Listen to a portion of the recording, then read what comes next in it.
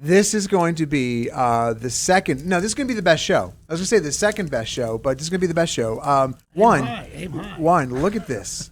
Come into our studio with the fireplace crackling. Now, so Put that on Zach, full screen, Zach would you? comes in, and I say, Zach, I need sound from my computer. We got to figure this out. He goes, wait a minute, I think we can do this. And like after 400 shows, we 400 figured out how to get sound off my computer. finally done Turns it. out it's a simple cable. Now, Yeah.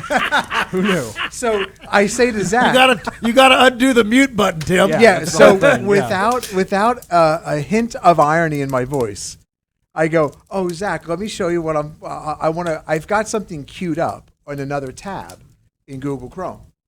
But Zach, like down below here, there's like a whole like Google. You can see it. Look at the bottom of my screen. Google. Tim's got a lot of tabs open. When I say there might be 500 tabs opened up on my computer, that's not an exaggeration. It's how I remember stuff.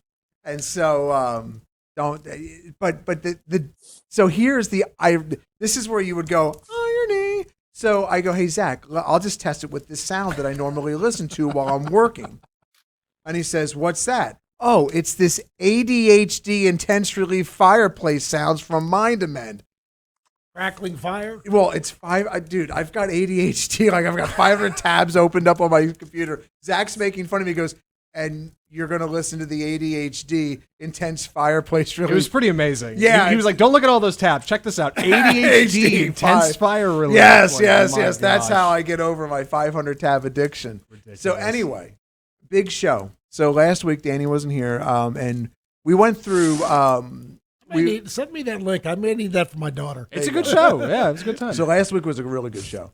And so as the markets are selling off today, by the way, we're doing the show early this week. Zach is attending his wedding. He's already married, ladies, so Yes. off the market. But his sister's getting married. Congratulations, Zach's sister. Thanks. Yeah, I appreciate it. And so Zach will be out of town. So we're shooting the show Wednesday. And I'll tell you what, I think it's a great thing we're shooting the show Wednesday. Really? Yeah, totally do. Why is that? Because the market's selling off and people want to hear from us in force. Normally I do the Wednesday video. Right. I've noticed by chance the markets really struggle on Wednesdays. And I'm like, oh, this is great. I got something to talk about. But we're shooting the show. I'll have the Wednesday video, so it'll be a double whammy for me. And I think it's going to be a really good thing. But I want to build a little bit before we start talking markets a little bit. I think markets are going to SPX 3500. We can address that later. And by the way, by the end of the show, if you listen to the one last thing, I'm going to give you a surefire investing strategy that works in any market. But these markets bring out the worst in some people, okay? And I want to cover that here. And what I don't want to do is denigrate. And last week I was trying very hard not to denigrate. Danny's laughing. I don't think I denigrated.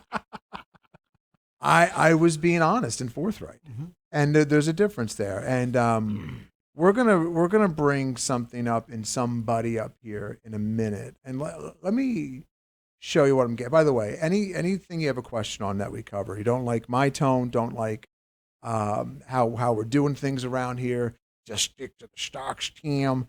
Look, right here is the complaint line. Dan@revereasset.com. Okay, but you can get a hold of it.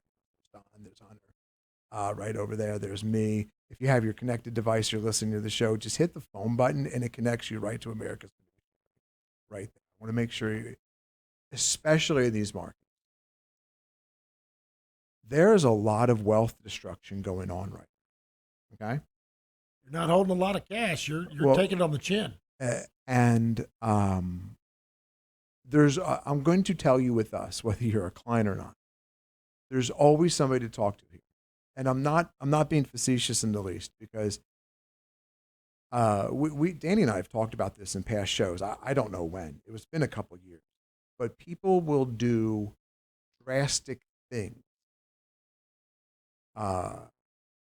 in times like that. And you're like, Tim, what the hell are you talking about?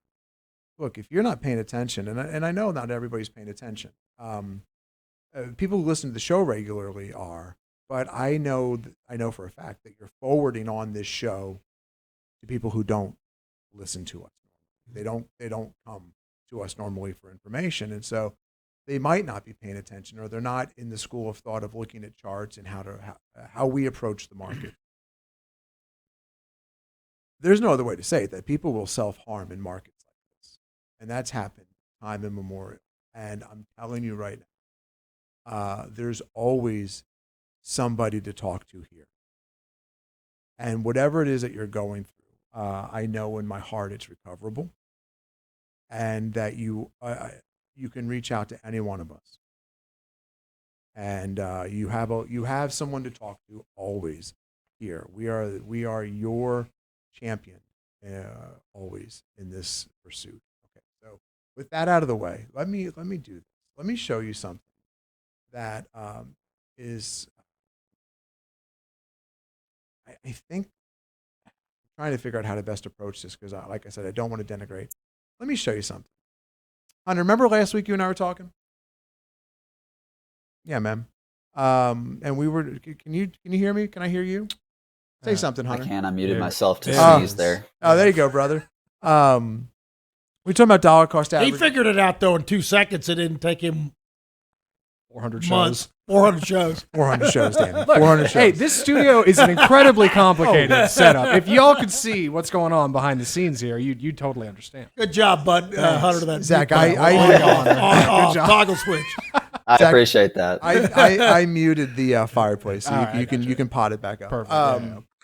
I just realized what happened there. I'm like, hey, I don't need the fireplace. Oh, Yeah, you're like, wait a second, it's Zach playing is here. actively producing the show. I got it. Yeah. So we talked about the lost decade. And Hunter, just a quick recap. Some of those stocks, really sound fundamentals. Somebody might say they have a good business. Like, hey, it's a good business. What are they down for the year? Just run through some names, please. Give me 5.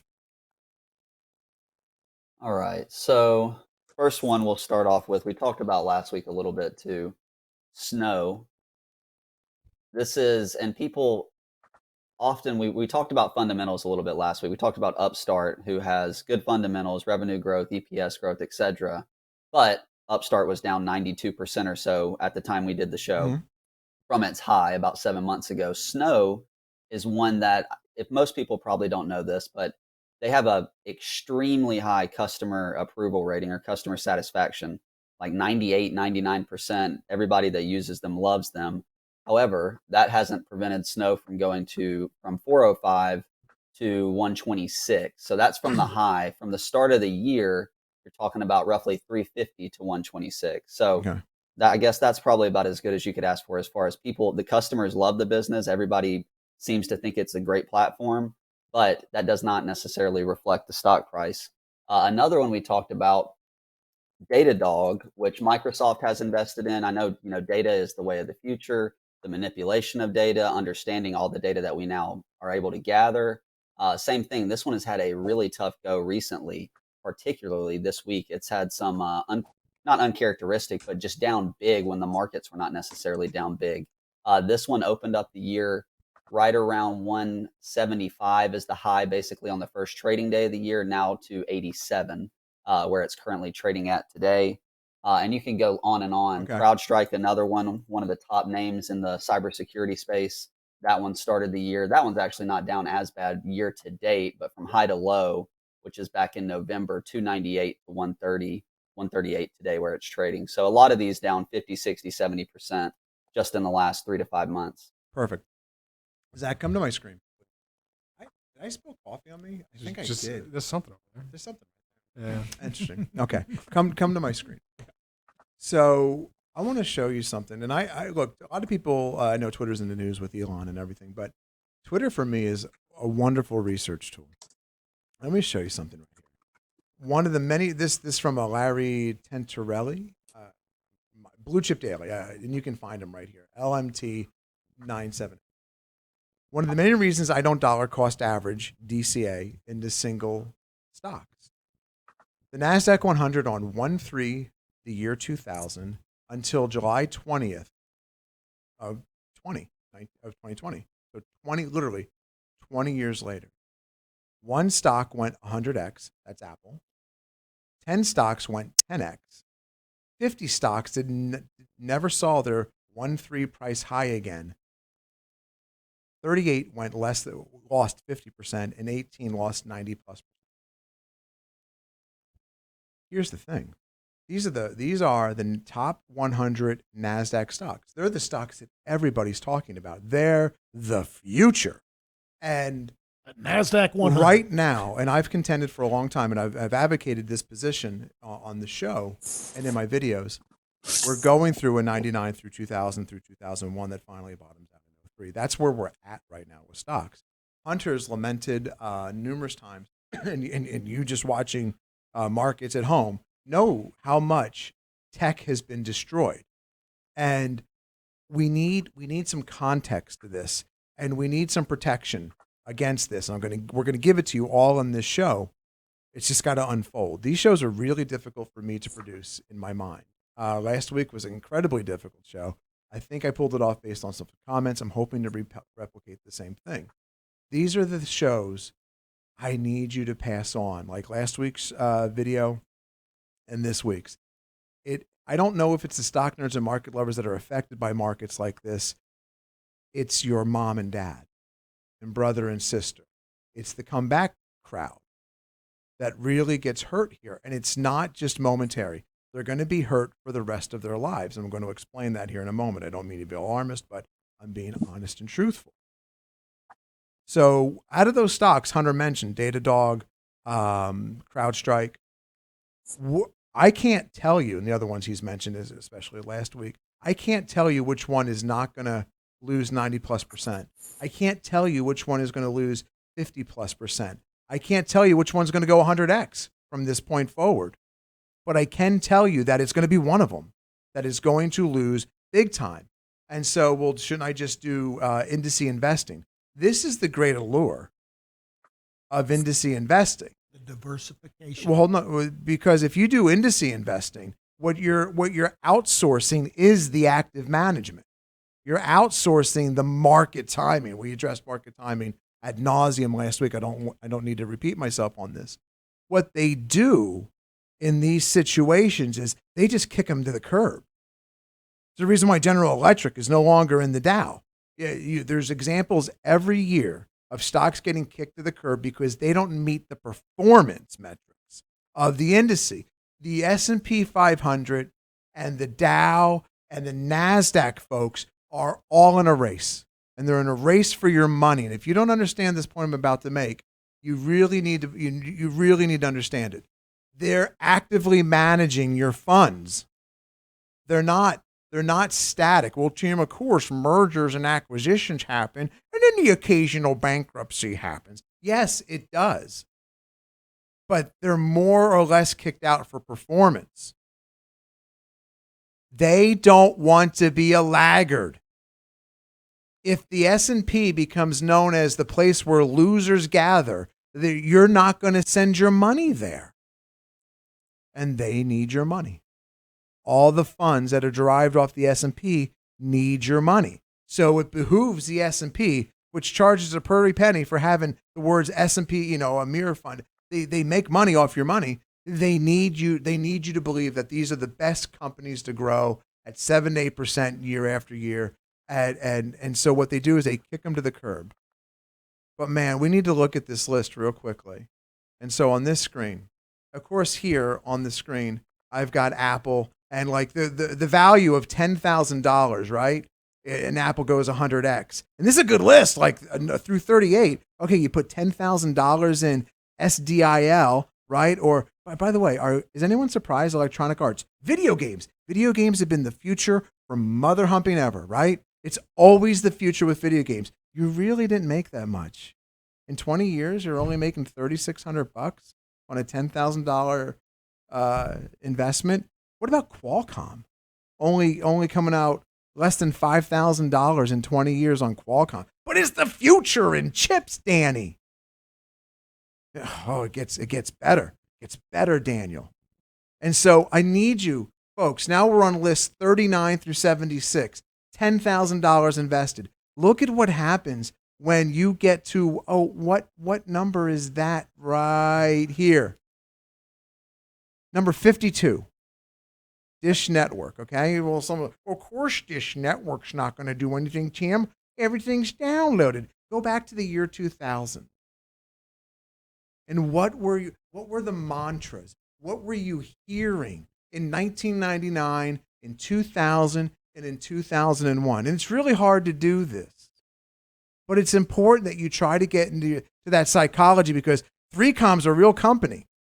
You know, they're the future, right? Voice stream, boy, if nothing says technologically advancing forward, going to be here for the next 100 years. Should I go back and get the copies of Fortune, stocks to own for the next millennium?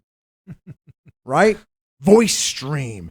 Okay, how about Nextel? It literally has the word next in it. And look at what Lycos, remember Lycos? How about Ericsson? Ericsson was the future. If you put $10,000 in Ericsson, you now have $4,700 20 years later. What about Dell? There isn't going to be a world without Dell.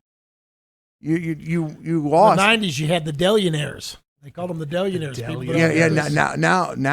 Now they're Social Security heirs. And they were delisted, taken private by Michael Dell, and went public again. Yeah, he had to do that. Look at this list as we get to 77 through 100. What's 101?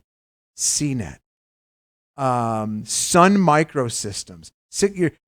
By the time it was done, Sun Microsystems, the leader in powerful computing, $620 off of $10,000. Everybody can make fun of WorldCom, but $620 left. $620 left. Yeah. Thank you.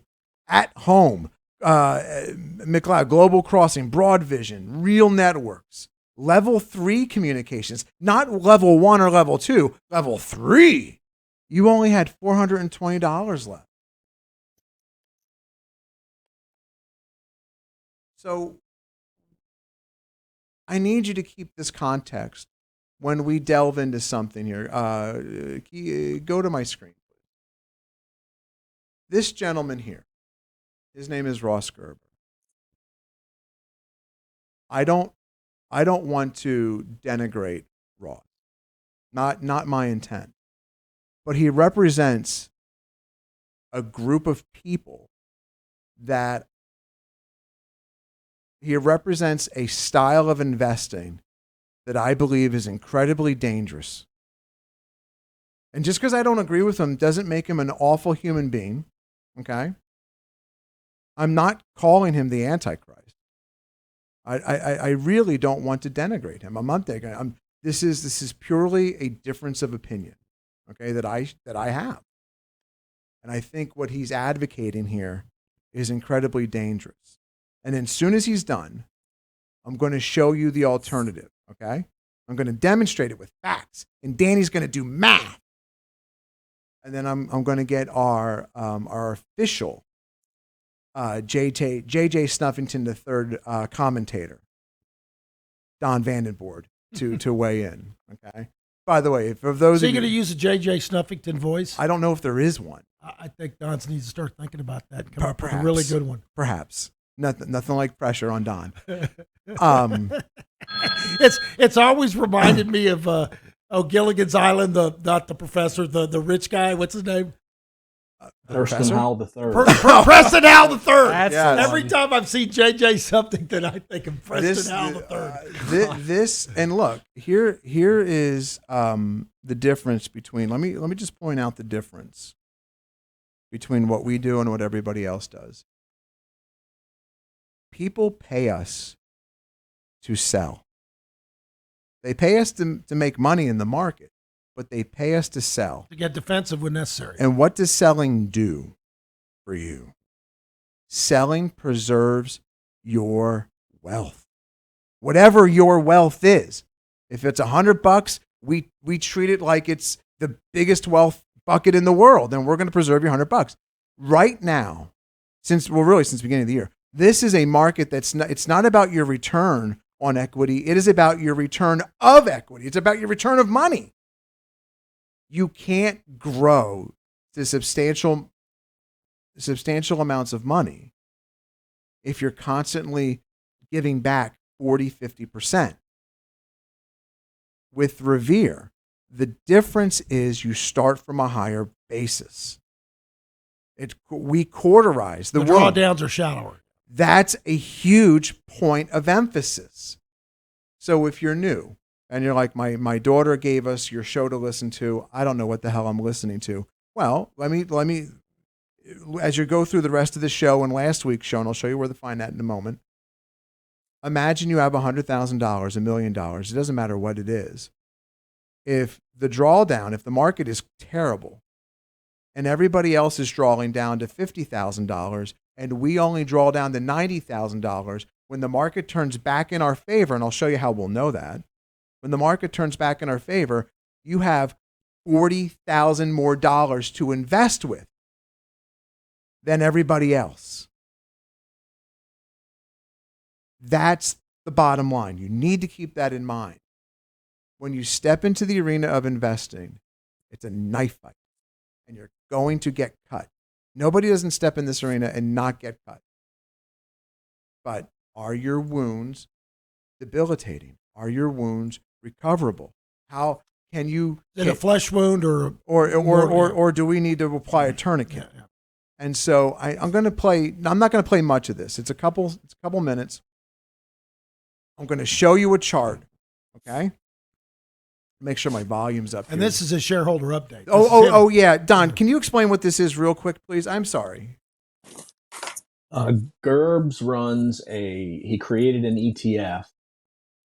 The ticker symbol is GK, and it's made up, he picks the stocks, and they're supposed to be the next great growth, the current or the next great growth stocks in the world. And how's that turning out for him? I think Tim's got a clip for you that'll tell you that. I hope you get his year-to-date return as part I'm of gonna rely on our commentator to get that. That's you, Don. Hold on. 1 minute though. Don't give up the ghost. Come to my screen, Zach, very quickly. I've highlighted what Gerbs does. The portfolio, sub-advised and managed by Gerber, will invest in growth companies he believes are set to benefit from long-term changes occurring in a post-COVID economy. It will give investors access to Gerber's best stock ideas across 9 investment themes he predicts will benefit in the roaring 20s. Climate change, technology frontiers, video gaming, esports, top consumer brands, pet and animal wellness, innovation in healthcare and biotechnology, real estate disruption, streaming sports and entertainment, with a dose of firms peddling in things that used to be illegal, such as cannabis, online gambling, and sports betting. You couldn't find a worse group of stocks right now to invest in. I particularly like the used to be illegal bit. Right. Well, that's what. Yeah, he meant the whole group, not just those. By the way, this came out in July of 2021. Imagine it's July of 1999. There's no way Microsoft is going. There's no way Amazon's going to lose 97% of its stock value. There's no way Yahoo will not cease to be a company. It's always going to be here. And so keep in mind that paragraph. Keep in mind what Don said as we listen to this, because when I listen to this, I see this person as saying, where are all the customers? Now let's play. You ready, Zach? Go for it. Not to mention the climate change issue, which is going to be a lot bigger and more expensive problem than we have now. So I keep telling people, why would you sell your Apple and your Tesla and your Nvidia and your MGM and your Blackstone and your Google? Why would you sell these companies just because rates went to 3% and inflation's high? Because valuations came back to what they've been averaging over the last 15 years? 10 years? Stocks are cheap? Like, I just did an interview on Disney. Disney's trading around $100. Netflix trading at $1.60. These are 2 of the best streaming companies in the world. Netflix will get their subscribers back. Netflix is going to make money. Disney's going to get their theme parks back in China one day. They're going to make money. This is a great time for investors who think long term. Okay. Let's address this. This is some of the, well, you know what? Let me share this with you. So let's go to Google. You said don't sell Google. Then we can get into the part where I start to denigrate him. And I said it clearly, I said at the beginning of the show, I will not be denigrating. So what I have on my screen here is a weekly chart. Okay. A weekly chart is not day trading, Dan. It's a weekly chart. We can go to a monthly chart. I want to show you a simple way that you can have yourself a time with Google. I think everyone can, we'll use 100 shares of Google, okay? That you own 100 shares of Google. Maybe you don't own 100 shares of Google. Maybe you do. But he mentioned Google specifically. He mentioned Netflix. We could do it with Netflix. I just picked Google. So I'm going to use, for me, this 5 exponential moving average. And when it crosses the 8, I'm going to buy Google. Now, the last time that this happened to the upslope here was back in April of 2020 at the pandemic. And it happened, Daniel, around, we're just going to call it $1,270. Okay? Danny's punching that into his Because you told me I was going to have to Yes, use math. yeah. I figured this is where it is. No, this is where Danny is like reading the tea leaves, man. Okay, so Danny is calculated. So $1,270.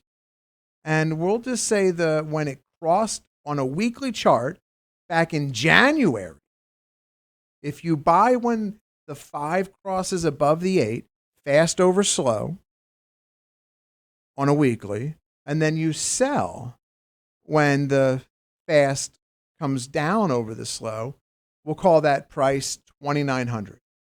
What is the difference between $2,900 and $1,270?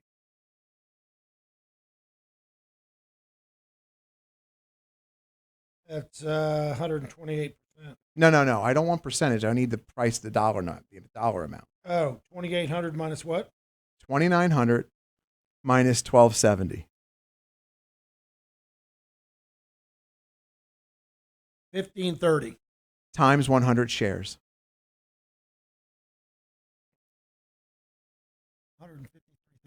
$153,000.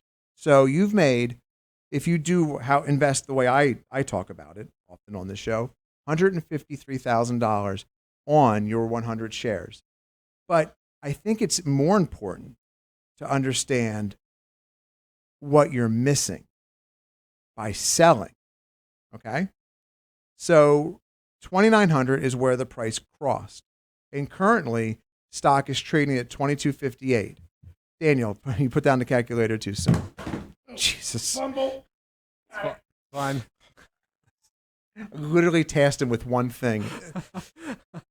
Gives me the wrong number first. Just can't follow along. Drops the. No, it's doing great. That's I good. think Yeah. it's the messenger. I hope that So- came over the mic.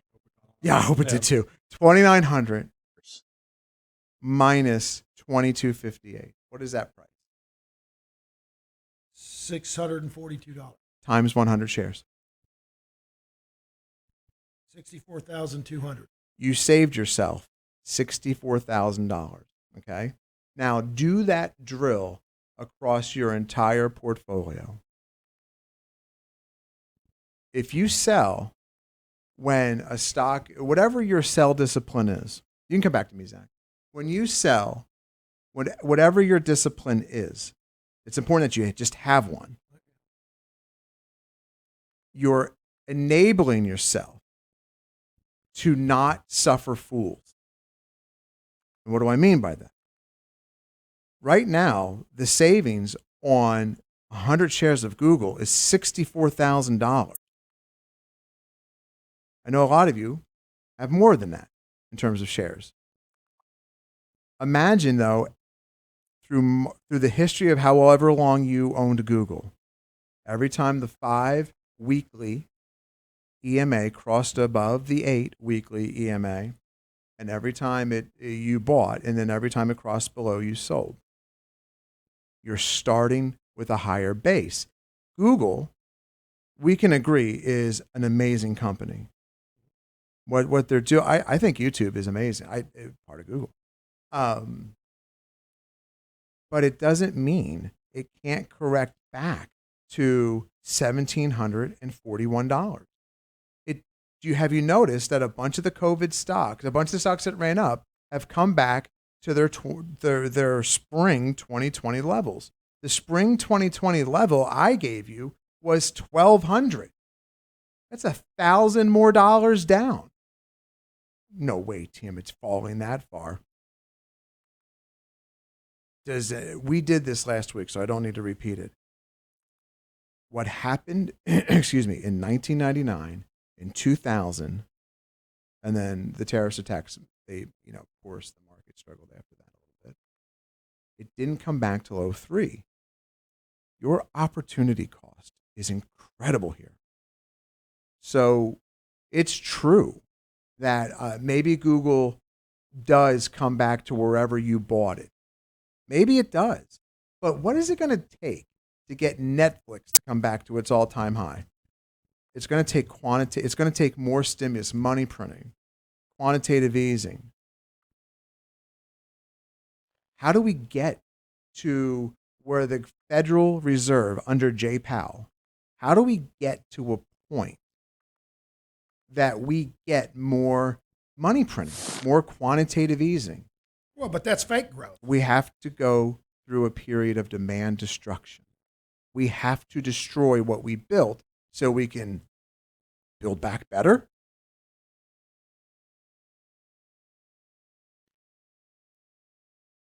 How do you build back what we destroyed? You take it down to levels not seen since before it erupted. And then the government can come in and be the hero again. But to the savvy investor, the smart investor, you've already sold. We do not defend companies on this show. You'll never hear us, it's Roblox and all the kids are on computers. How much is Roblox down, Hunter, year to date? From its high, anytime? 1 second, let me pull it up real quick. Yeah, just yell it out. Just look at Tesla. Tesla's probably one of the best run companies in the world right now. It's off 35%, 40. I mean, it's gotten great. And Roblox down 70% year to date, and then all-time high to current price 142 roughly to 32 today. By the way, how much Just a bit percentage outside. gain would you have to make from current pricing to just get back to its all-time high? About a little over 300%. Just find your stocks that deliver 300%. Look, here are the main points. You brought up that list with all those stocks, and some of those were the leading stocks in 2000. Right. Some of them aren't even around anymore. They're bankrupt. They got down to penny stocks, and they got bought out by bigger companies for pennies on the dollar. They didn't come back. So just because you have that stock that you were told to buy and stick it in a drawer and never trade it, you don't know that that's going to be the leader next time around. There are no, with stocks, look, there's companies that I think do wonderful things, but it doesn't mean I have to own them through downturns. You got to separate Main Street and Wall Street. There's no badge of courage by going through the line at Target or Walmart, which we'll talk about in a bit, that they say, did you hold that stock through a downturn to make that money? Because if you did, we'll take your money. And if you didn't, we're not going to serve you. Nobody cares. There's no medals given away for the stock market. It's about money preservation. And your main concern needs to be not your return on equity, but your return of your equity. You don't have to be 100% invested, 75% invested, 50% invested, 100% of the time. There are times to be defensive, and it's been going on for a while. I'm going to listen a little bit more for a minute, and then we're going to turn it over to our official J.J. Snuffington III commentator, Don Vandenbord, to expand and educate. Hold on a second. And people go, I had all my money in the stock market. How am I supposed to buy? And I'm like, don't you have a job? Don't you work? Let him keep going. I know. I just wanted to pause it there so Don could soak that in. Don't say anything, Don. Just let it. It gets better. Keep going. Just keep going. Danny, the show's better when you're not here. No, that's No, not just true. keep Come going. on now. Save money and invest it. Now is the time. If you don't have a job, please go get a job. There's 11.5 million job openings right now, 2 job openings for every person looking. So anybody who doesn't have a job or isn't making enough money, let me tell you something. Go out there and look for something new. Okay.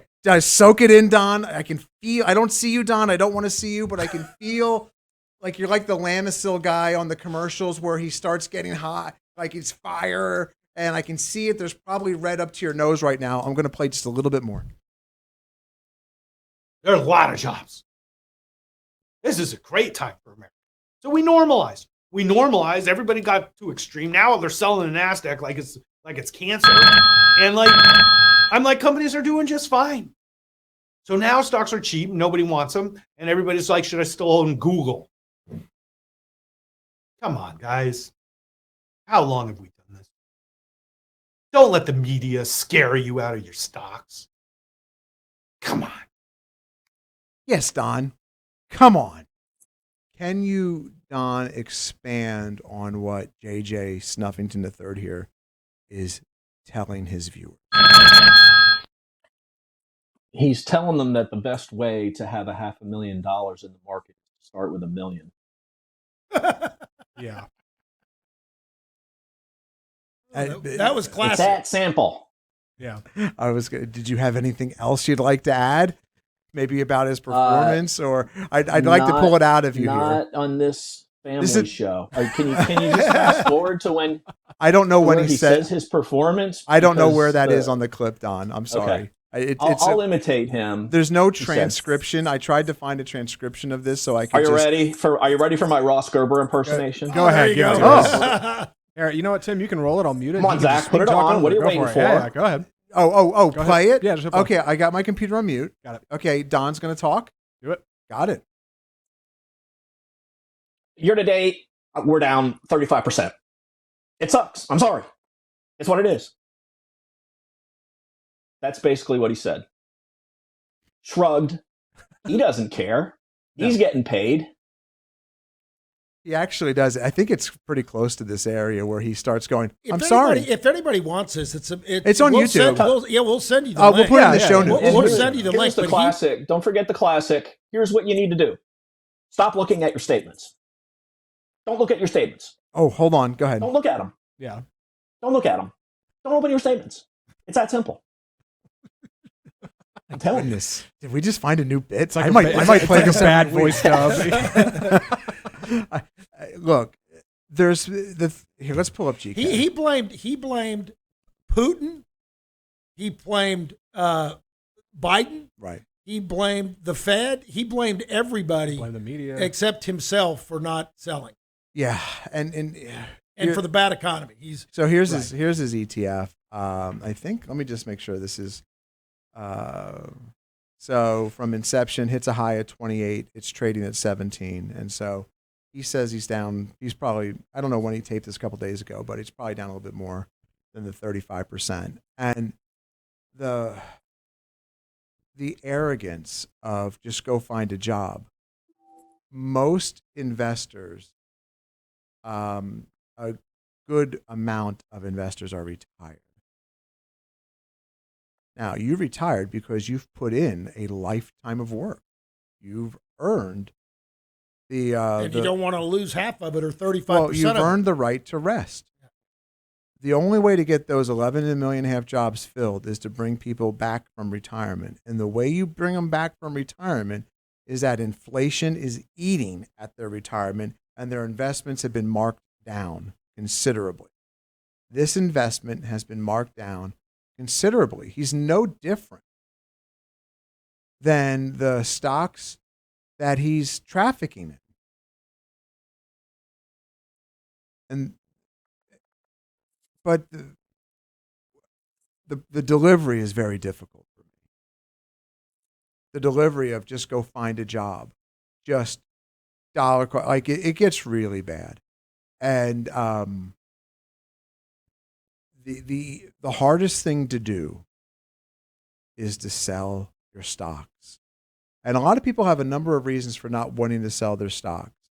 And one of the worst ones, I believe, is the two of the worst is I believe in the company. And the other one is for tax reasons. I don't know which stock is going to be Nortel, L3 Communications, that list we talked about earlier. I don't know which one's going to be Apple. And any debate about which one's going to be Apple and 100x your money is pointless. It's like a sports radio show debate. Who's the better pitcher? Who's the better quarterback? I don't care. Like those are fanciful discussions that you have to pass the time.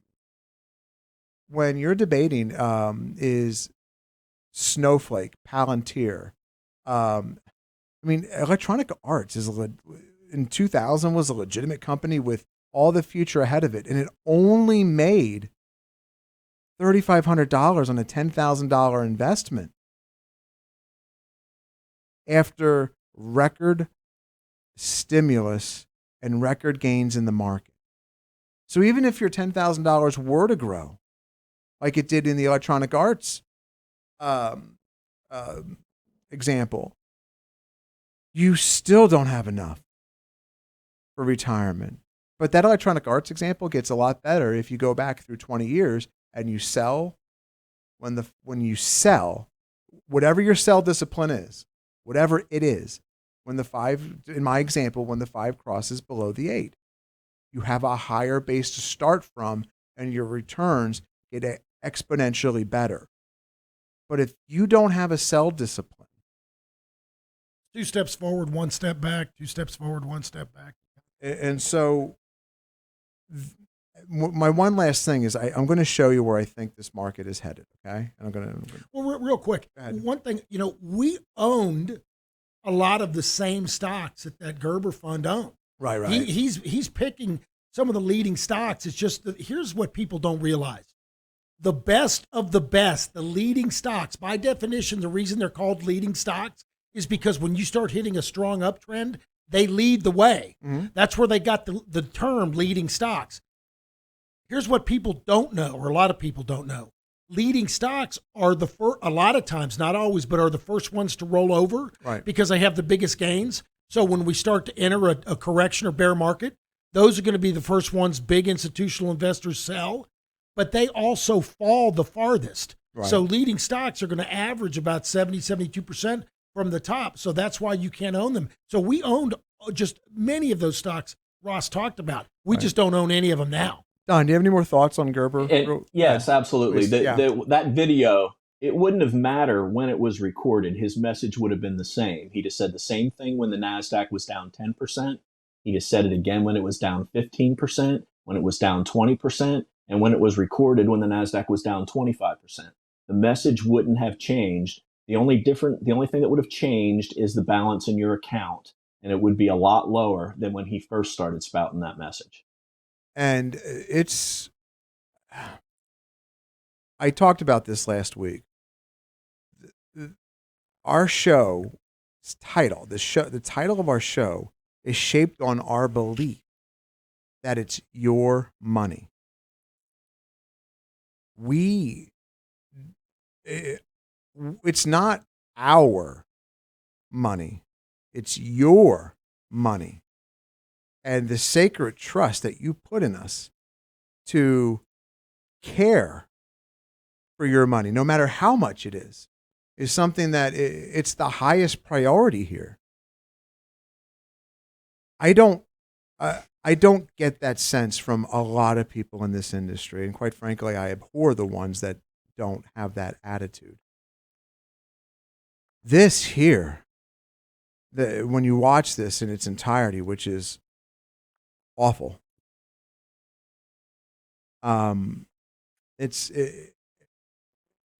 You're the one who's wrong. If you sell here, the person is wrong. Like if you're on the other end of this message and you sell, he's basically calling you a dimwit. Half an hour he's berating people. He's berating the people that trusted him with his money. He's berating people that are calling up and whining about him because they lost him. And the way you stop that is, look, nobody likes to take a loss. Nobody likes to take a loss. But your first opportunity to take a loss, I have found through my own experiences, is your best opportunity to take a loss. And that 5%, 10% loss is a hell of a lot better than the 90% loss. But you don't know that. It's all hindsight. You can always get back in. What you can't do is recover the funds you lost between the gulf that is a 10% loss and the 90% loss. And him yelling, berating, telling people, giving them the dimwit look that, what are you going to do, sell your Google? I don't know if Google gets back to its all-time highs. Agree that it's a great company. I don't know if Amazon gets back to its all-time highs. And if it does, great. Who cares? Like, I don't care. If it's a leading stock, my fundamental and technical screens will load it up to me. It'll come back up. It'll come back up. The It'll next get my one. attention. And I'm going to buy it when, for me, when that 5 crosses through the 8. And then what I'm going to do is honor my stops, because every time, Danny, that I don't honor my stops, you know what I get handed to me? My ass. Literally. They bring it to me. It's like DoorDash, except for my butt. Here's your butt. Here's your ass. Every time. The DoorDash like, do you want me to leave your ass on the doorstep? No, COVID's over. You can just hand it to me now. Does Tanya carve that up on a 5th and Cherry board? Oh my God. I love you. Best boards on the Dude, market. Yeah. Yeah. Put an apple in it. kind of like the pig on the roasted pit. All right. Wow. Right between the cheek. Yes. Every time I don't. Sorry, we don't have to edit that out, do we? No, we don't. That's you doing it. Every time I don't honor my stops. Tim gets an apple. Yeah. Wow.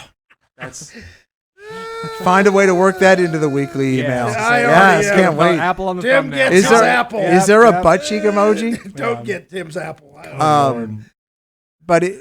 But when I honor them, I don't like it. Like, nobody likes the feeling. Like, took a loss. But when I see it down another 40% without me, I'm like, okay, I feel better now. And so, look, he's not the only one doing this. But this is meant to serve as a this market's going to get, I believe that this market is going to get a lot worse.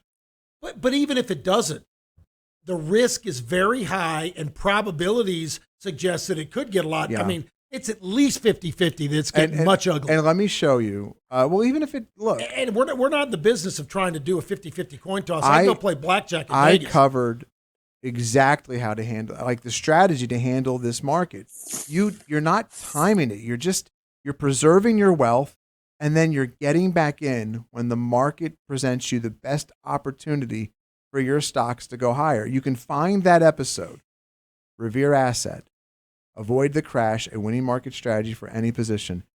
I ask you kindly, if you have your parents or your loved ones that are suffering fools, like Ross there, just please send them this episode, send them that episode, send them the videos we do every night.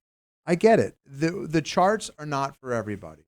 Not everybody wants to be, especially the 5 days during the week. But that makes it more important to find somebody that you can trust that will. That do will it for you. sell Yeah. and protect your wealth. That's 100% right.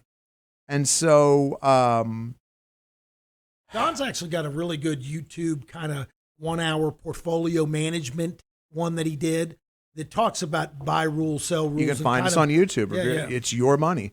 But the premise of the show is your money. And we have to grow your money no matter who's in office, no matter what the talking points du jour are. And we have to protect your money when the market faces tumult. And we've been doing that in all of 2022. I want to read something too. I don't know if the fellas will agree with it so much, but someone back channeled a direct message to me and said, do the fundamentals even matter? And our approach is, I would estimate our approach is 70% fundamental, 30% technical. Okay. And because, well, I'll read my answer. So, hey, do the fundamentals even matter? Because on the buy side. not the yeah. sell Now side. the person that texted me this question, it wasn't he asked me, do the fundamentals even matter in this market environment? Okay. But I'm going to extrapolate, not from him, but from other people that have messaged me. PayPal's a great company, great fundamentals.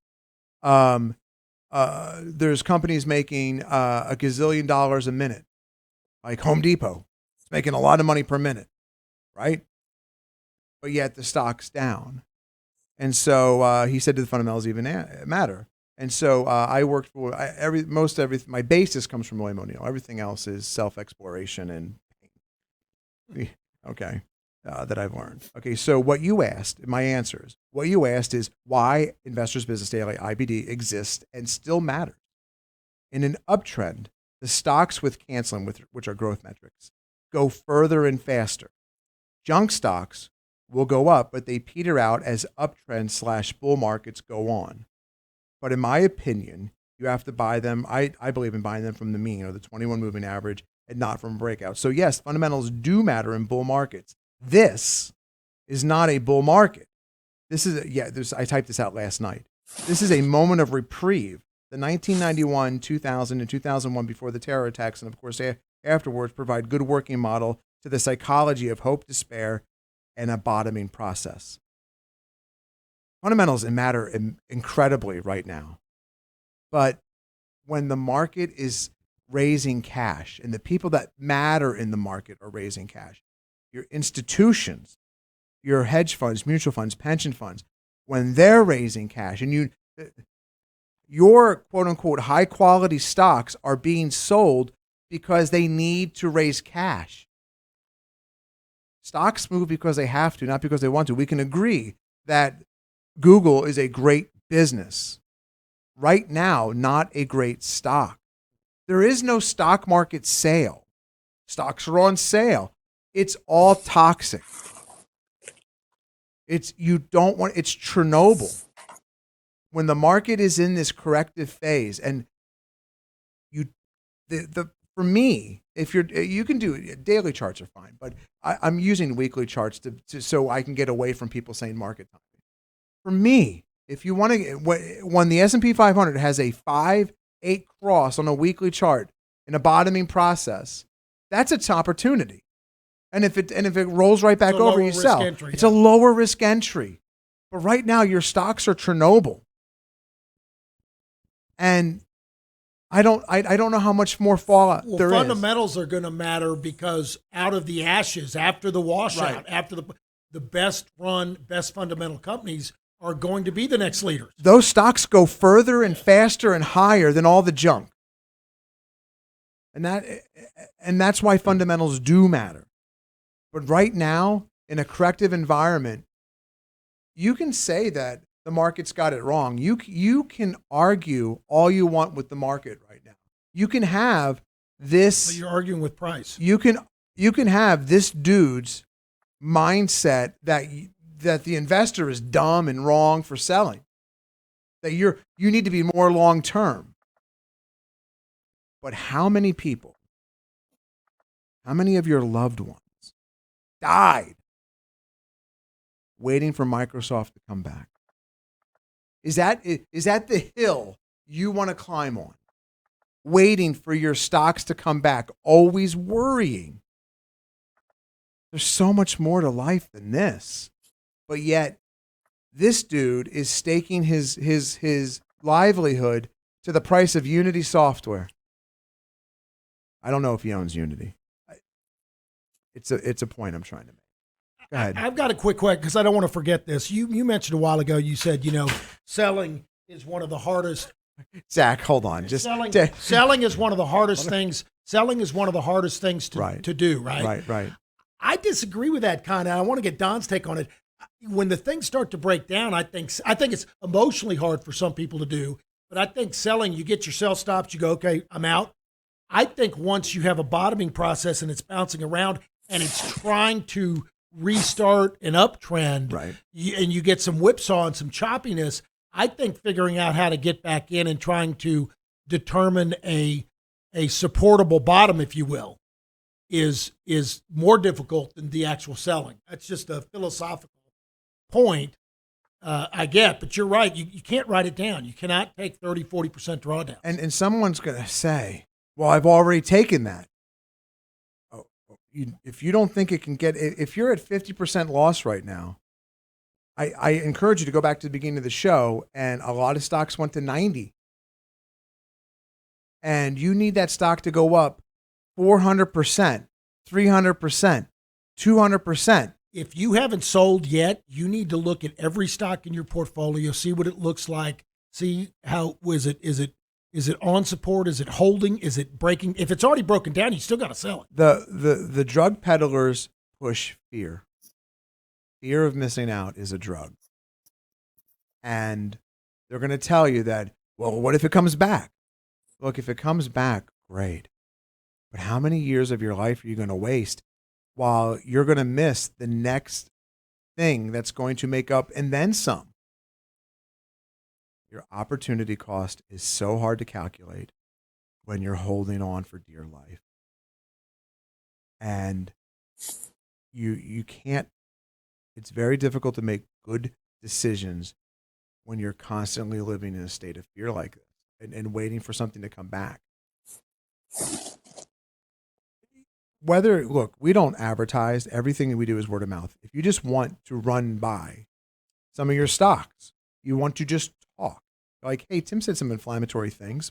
I'd like to learn a little bit more, but maybe talk to America's Fiduciary, which is Danny Stewart. All you do is Dan at Revere Asset. There's the phone number. Don's portfolio video, he'll send it to you. Don at Revere Asset. We're all available to you to just talk. And look, we don't have a sales process. If you want answers, we've got questions, we have answers. If you want to just chat, we're more than happy to do that. If you want help, we can explore that as well. But cauterizing your wounds right now, I believe, for the second week in a row is paramount. Don, do you have anything else to add on Gerbs here before I move on a little bit? Not on Gerbs, just that I have no problem with selling because I know that the system we've developed, I know that I'm going to be wrong over 50% of the time, but I know that when I'm right, I'm going to make twice as much as when I'm wrong. So I just look at it as you just look at it as a trade. Sometimes the trade turns into an investment and you hold it over a year. Sometimes we sell the next day, depending on what the market's doing or what the stock's doing. Knowing that you have a system that is profitable gives you a lot of confidence in not worrying when you sell something and not worrying that something could come back. Of course it could come back, and if it does, you can buy it back. And let's be clear. If this is money that you don't care about, and I mean that, I'm not being facetious, great, then you can do some, people might refer to that as mad money, right? But if you have that money that, and I mean this sincerely, like if you were going to go to the casino and play some blackjack, and that's the money that you're okay to lose, okay, then you can do whatever you want in the markets and try out whatever you want to try, buy all the dips. But if this is if this is the money for your retirement, so don't let your money be bad money. Mad money compounds the same way as non-mad money. I'd rather have you go to the casino and have a fun time than just hold a stock that's going to go down. Yeah, but without a sell discipline, that mad money disappears real quick, like at the casino. But there's people that'll go and miss out on Amazon's exponential return. Like you had to suffer through 97% losses. You can do that with money that isn't your mortgage payment or isn't we can go to a senior living facility. Like it's not as serious as that. I know, I get your point. I still disagree. It's still just a better way this way. I think. I don't disagree with you, but I've heard the other counter arguments. I just want to take it away when people want to write to me. Don't write to me with that, please. I'm trying to oftentimes when I'm mentioning points, it's because I get those in emails or direct messages on Twitter. You can find me at TJ Reazor, and we just cover. So now look, there's a bigger problem here going on I believe is about to affect markets. So let me show you what's not normal. Walmart yesterday suffered its biggest drop since 1987. Walmart is down another 6.5% today. So from its close, okay, we'll just do this. From its close to yesterday was down almost 17%. from its close 2 days ago to now, it's down 25%. Walmart has lost 1/4 of its market capitalization in 2 days. That is one of the best run supply chain efficient managerial companies ever. Yep. Let me show you the darling of this. I think like Target really reorganized itself. Like I used to bash. They had some problems and they cleaned it up. They did seriously. Target is not the same Target it was in 2019 that it was in 2020 and 2021.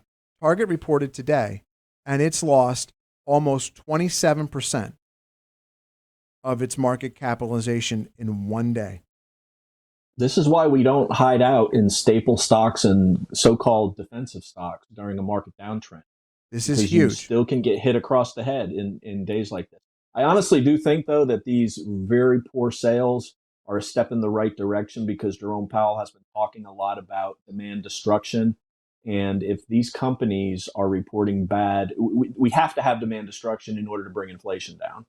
Right. And it's going to be painful. And this is why I don't get as upset about these bad numbers, because I think it's one step in the right direction to kind of getting inflation under control. And if we do get it under control, I think the markets will. I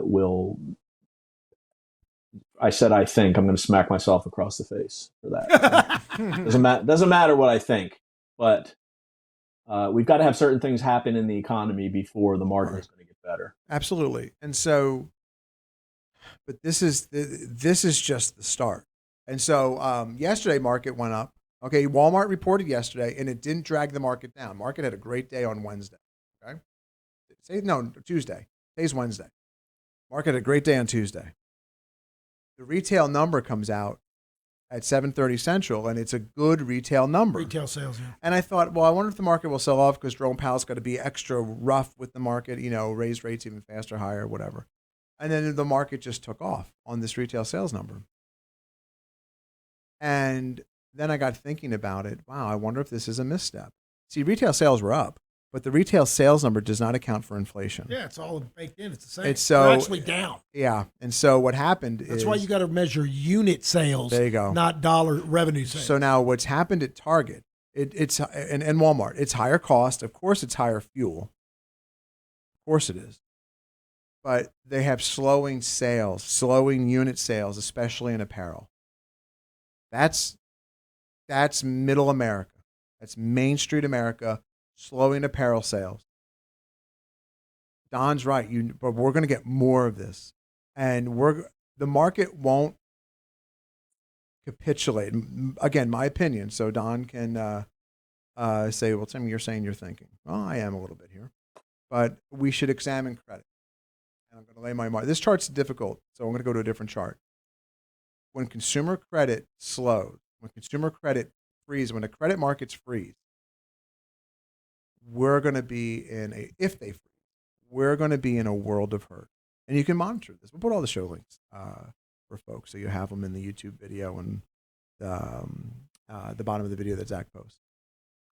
This chart doesn't really tell you much.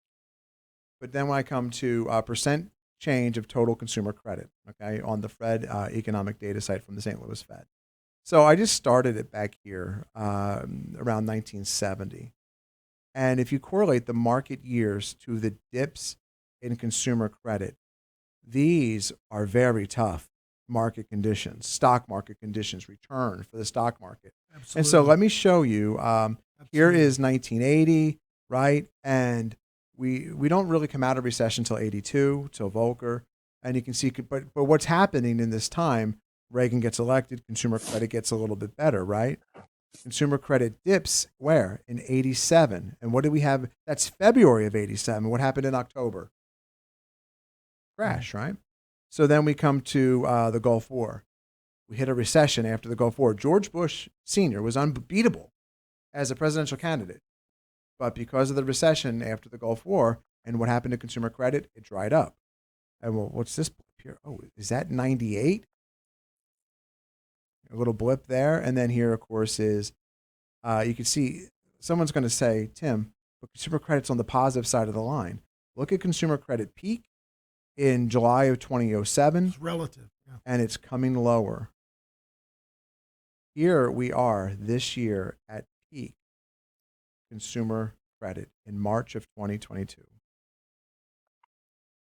As the months progress, as this number gets more reported, if that number keeps coming down lower, it's going to hurt exponentially to the S&P 500. Well, that's a great indicator. So when they talk about the last 10 times the yield curve inverted, that 7 of those times, so 3 of those times, it uninverted pretty quickly. It was only a couple, 3 months, and it didn't turn into extended bear markets. Right. The 7 times that it stayed inverted, the yield curve, you had a very bad stock market. You know what was common with all 7 of those? It was the credit, it was liquidity. The lesser than quality credit, like if you got a really good credit score, people with lower quality or even medium credit scores, credit dried up, and it was a liquidity bear market. So of those 10 times, the 7 out of 7 where the yield curve stayed inverted for a while, the credit dried up. The times that the yield curve only inverted for a couple months, credit didn't dry up, and it was just kind of a blip. And so it really is not so much, you hit it on the head, it's not so much the inversion that is so important. That may be more of a spurious correlation. It may actually be the credit. And so if this number comes back, the market will crash, is my opinion. Mm-hmm. It doesn't have to do that. But you'll see it on the chart. So this is a difficult chart, but look at what happens in 2017. It's a difficult chart to see. So in 2017, consumer credit peaks here, but then it starts to come back, and it comes back into when they started raising the one rate raise in 2018, the fourth quarter of 2018, that caused a 20% sell-off like that in markets. It was credit coming back. And then if I get to this part of the chart over here, you see, of course, with the pandemic, but look at what happens. Credit increases, and what has happened to the market? It's exploded. And so the relationship is very clear. If credit comes back, and you can see that it's not instantaneous, it's gonna take a little bit to develop here.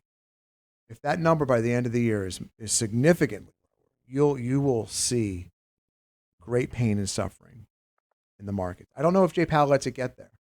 But at the end of the show, I'll show you where I think markets are headed in the Well, that's why the excess reserves, the free reserves are so important, the liquidity and the money supply. If he keeps sucking the money out of the money supply, then credit is going to remain really tight. Yeah. If he loosens up, even no matter what he's saying about interest rates, behind the scenes, if he's flooding the banks with money, they're going to go lend it out. Do you remember, you know what, I didn't think about this till just now. Do you remember the Kramer segment? And I'm not making fun of Kramer here. I will.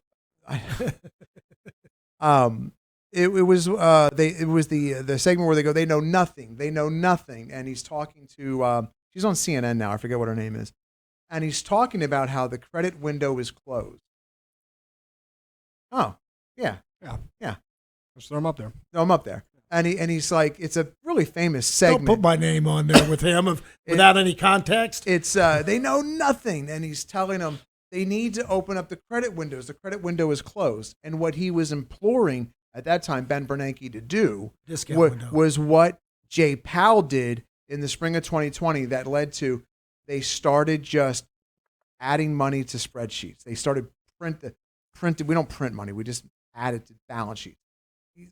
But for people's minds, they just started printing money.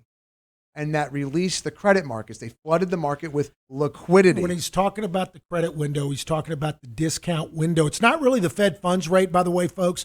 Fed funds rate is the banks borrowing from each other to meet their overnight lending reserves. They actually borrowed directly from the Fed through the discount window. Right. It's 30 days. So normally the discount window is above the Fed funds rate. If they really want to give the banks a lot of money, they'll lower the discount rate below the Fed funds rate. So now the banks can borrow directly from the Fed. Directly from the Fed, and they can immediately lend it to other people and make a guaranteed profit. That's how they bailed the banks out in 1987 after the S&L crisis. They didn't call it a bailout. They just gave banks a lot of money and built it up. Yeah. Same thing here. And so the difference between 2020 would have been worse than 08 by magnitudes if they didn't give. They made a mistake in 2008, 2009. They didn't give people money, gave it to the businesses. Right. Here, they printed more than they needed, and they gave it to the people and to certain businesses. And they didn't take it back out once they opened up the economy. Yeah. and Once you that's- got the velocity of money turning over, and I said this a year ago, once the velocity, you could put all the money in the system you want, and you won't have inflation as long as everything's closed down. When you open up and business starts to, go again, that velocity, that multiplier effect is going to cause massive inflation. So if you really want to know what's going to, what would really hurt and crash these markets, there could be some extraneous piece of information, but it's really going to be monitoring this chart. What's credit doing? Because as the consumer gets squeezed, and by squeezed, there already are. So California $6 gas. Look, Texas, we're in North Texas here. We're in Dallas, and so Dallas gasoline now averages $4.40 to $4.50 a gallon. That's big. Pennsylvania, it's big. You're like, well, can't they just pump it directly to your house here? Yeah, they could, but they don't. And so you're paying $4.50 a gallon. And where my parents live in Pennsylvania, it's $5.25. I saw a lady filling up. California's over $7. Yeah, I saw a lady in front of me yesterday filling up her diesel truck. Is that okay? Yeah. A little cough on there. Sorry, it's fine. It's fine. I saw a lady filling up her diesel truck yesterday, and it was a mortgage payment. Oh, I filled up my diesel truck. It was over $100 easy. And Easy. this isn't. They don't. I went on Ford doesn't make any cars anymore. Like they're. Oh, you got to go to electric vehicles. Have you seen your energy bill lately? Like Danny came in and goes, energy bill's going up. Like he was just reading a headline. He's like, yeah, it costs more to generate energy. Everything costs more. That's inflation.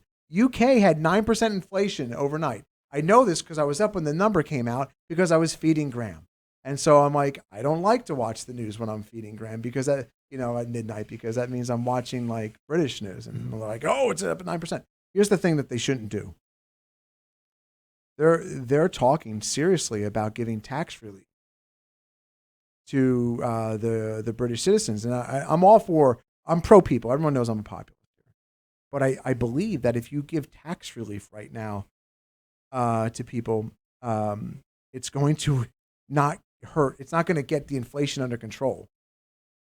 It's the kind of type of stimulus. Yeah, it's going to stimulate. And Here they're talking about price fixing, which also doesn't work. no, price fixing doesn't work. Of course, most of the stuff the politicians do don't work. That's the problem. They They're did the that problem, in the not the 70s. solution. There's a lot written about price fixing in the 70s with agricultural products. I don't ask me why I was reading about it, but I was.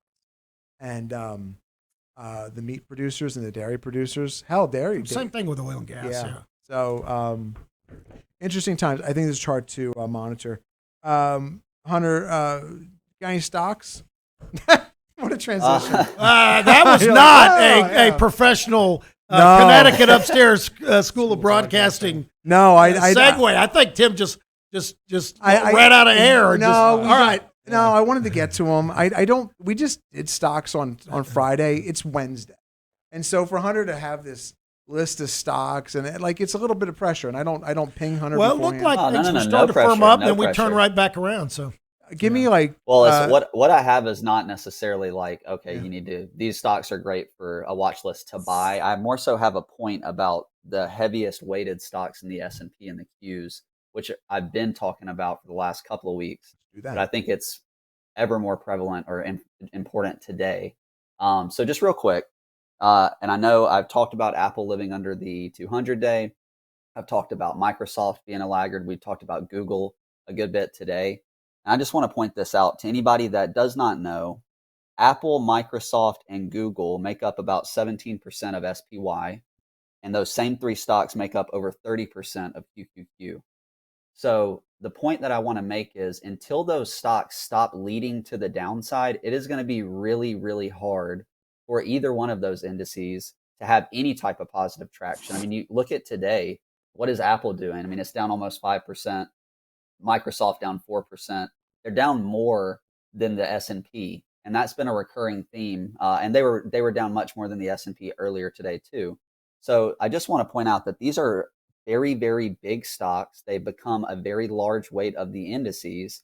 And you throw Amazon, Tesla, some of those other names in there, and it gets up to 40-50% of the Qs and 25% or so of the S&P.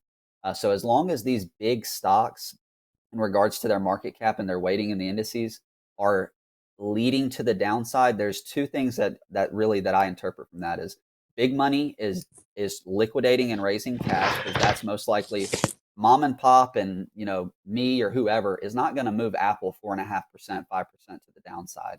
So that's the point that I want to make today. I don't necessarily have a bunch of stocks for people to go, here's, this looks great, that looks great, whatever. The point is as long as these stocks are in the doghouse, it's going to be a very, very tough battle for the indices.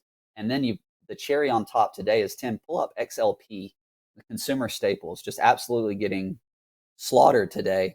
And a lot of that is because Target is having a bad day. So you get stuff like Costco is having a bad day. Anything retail oriented is just getting slapped today.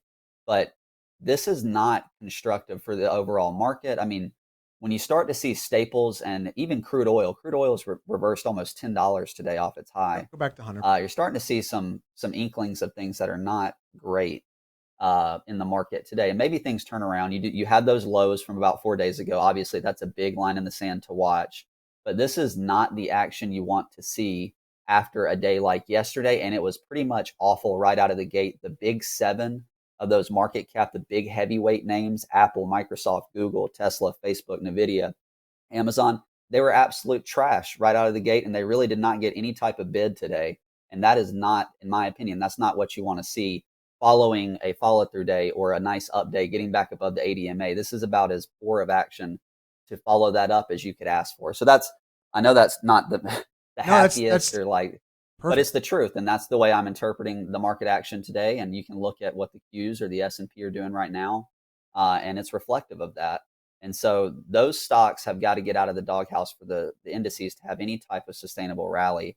But as long as they're leading to the downside, they are a source of cash for the big institutions out there. And that's what it looks like right now. So come to my screen, Zach. I didn't show this last week, but I talked about it. So Danny was having conversations with a friend, and that friend has a broker, and that broker may or may not be near Hohokus, New Jersey. And that friend was sending Danny the things the broker was saying to him. And I covered this greatly last week, if you want to hear that show, and things brokers say. But it was this quote that I pulled, and I spent a lot of time talking ETFs. He said, the broker from near Route 9, ETFs don't have the level of volatility you see in individual stocks. For longer term investors, it would appear that we're seeing some level of capitulation here, but I doubt it's over yet. Hoping that we get some kind of indication that inflation may be peaking. And then Hunter tells you XLP, which is the stapleisty of the staples. XLP, right? Consumer staples. These things don't have a 6% down move. But remember, Danny, the broke. Do they? Or do dun dun dun. Like, the level of plausible deniability happening with brokers in the market is disgusting. They are going to blame I'm not seeing the most recent price showing on the screen. I think it's a little not all scrolled all the way over Oh, there. it's there it is. Sorry. Yeah. It's disgusting how they'll invoke, like last week's broker from near Hohokus, New Jersey, Route 9, was saying, Kathy Wood. At least we're not Kathy Wood. And then Gerbs is telling you, you're dumb if you're selling. And you're none of those things, stock nerds and market lovers. You're smart. You were smart enough to be able to save that money. You were smart enough to earn that money. You were smart enough to get to this point. You deserve people in your lives that are going to protect your wealth, that are going to absolutely return that wealth to you. You're always going to get nicked and cut in a knife fight that is the stock market. But you don't have to bleed out. And you don't have to wait 10 years, 12 years, 20 years for things to come back. What's happening right now is going to affect your parents, you, and your loved ones for decades. And you're like, well, you're being a little disingenuous. It's why I did that whole thing at the beginning of the show. You think it's just going to come back? You think you have a stock that's going to just go up 400% tomorrow? It can happen. But I don't know how many 400%ers you got in your pocket for next year. I don't know what those are going to be. The only way that you can intensify the ability to compound your wealth is to have a sell discipline and re-enter when the market's in favorable conditions. Nobody likes taking a loss, but if you've got to take a loss, take a small one. Yeah, take a small one. You know, take it small and take it early. Yeah, I can't say it enough. All right, Don. So it's Wednesday. Don normally does the what is it? The Dirty 30, the 21 over 21. Well, lately it's been the Fab 40. Fab 40. Because they're not all Fab that are in there, and because of the type of market that we're in. I mean, do we really want to own Smucker's jelly to lead our portfolio to new highs? But 2 weeks in a row, I've stuck with that theme. I talked about some stocks that came off of the Fab 40. I think 10 of them came off. We put 10 more back on. This is basically just a universe list that when the market gets to the right condition that we can buy growth leaders coming out of sound bases, it'll be whittled down to 21 over 21. So really what I focused on the last 2 weeks is this Fab 40 list. And make sure that you say it with your voice going up, everybody, from now on, okay? Because they're not all Fab. And I'll update that this Friday. As far as what we've done in the portfolios, we ended Tuesday with 30% long in a broad S&P index ETFs and 3% in Exxon and 10% in a short-term inflation-protected bonds. And we got stopped on all of those this morning. We're down to just 10% inflation-protected bonds and 90% cash. And boy, doesn't that make sleeping tonight much better? How many brokers have told people that are watching the show, you can't, cash is trash. You can't be in cash. Keep it on, Danny. Keep right talking. Right now, we're in all cash. I mean, that 10% inflation-protected short-term bond fund, that's essentially cash. Zach, go to my Exactly. screen. So last week in the show, in the podcast, the broker from near Hohokus, New Jersey, Route 9, may or may not be associated with a bull as their emblem. It could be, or he could be next to a vape shop in an Edward Jones. Who knows? Maybe both. It could be both. The rationale for not trying to time the market and go to cash, for instance, is attached. I didn't put the attachment. Over the long term, if you happen to miss only a few of the best market days, your overall returns will be dramatically reduced. That's because you were 100% invested, rode it all the way down, and now you just hold and hope that some of these things are going to come back up. My friends, there's a better way. All those big up days, percentage up days, are surrounded and blanketed by some of the biggest down days. Also, holding cash while inflation is 8+% and banks are paying nothing, that's a tough call. You know what's not a tough call? Having the cash to deploy when the market turns in your favor and you're able to exponentially outgain all the buy and holders. Yeah, and hang on. That's a very good point. So, yes, we understand that inflation's 8%. We understand that you can't really just stay in cash long term. Here's the good news. So the market goes down 3 times faster than it goes up. When it goes down fast, and it especially if you get into a correction or bear market, selling will accelerate and you'll get a big washout within months. So you don't have to stay in cash for 2 years. It's not like it's going to be in cash for years.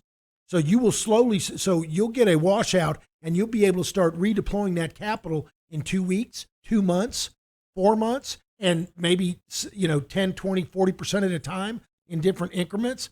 but it's not like it's a long-term allocation. Yeah. People got to get out of that thinking. Hey, Don. You with me? Yes, Hey, I'm with you. Zach, can you come out there a little bit, please? Thank you. And then unzoom Ross there. Could it be that could you do the show closing as if Gerber wanted to do the show closing for us? Gerber close. Is that something we could do? Could you close with Gerber? Could you tell a Fran Gerbs? instead of doing Danny, could you do it as Gerbs and what he really wants to say? Oh, I got you. Okay. I'm going to hit play, and you just, in progress, tell people, and then I'll show people where to find all this stuff on the website. Go ahead, Don. If you like what you heard, you probably didn't, but tell your friends, tell your neighbors. Go to revereasset.com. I'm sorry. It is what it is. Stop looking at your statements. And we'll see you next week on your money. People really have to watch that video to put in context. They got to see that. They got Poor audio listeners are going to miss this gag. It's real good. It's real solid. Oh, my gosh. That is pretty funny. That was People really need to watch that video. I mean, I was amazed when I watched it. I couldn't believe he put it out there. Yeah, it'll be in the show notes. Yeah, it'll be in the show notes. All right, Danny. You do. Oh, you want me? Okay. Folks, listen, if you like what you heard, please tell, especially if you want to sell discipline where you have sell rules and buy rules and you don't want to have to suffer big drawdowns. Just tell a friend, tell a neighbor, send them to revereasset.com and they can sign up for our daily market insights newsletter and this Your Money podcast. It'll go out as soon as it's uploaded and sent in the system.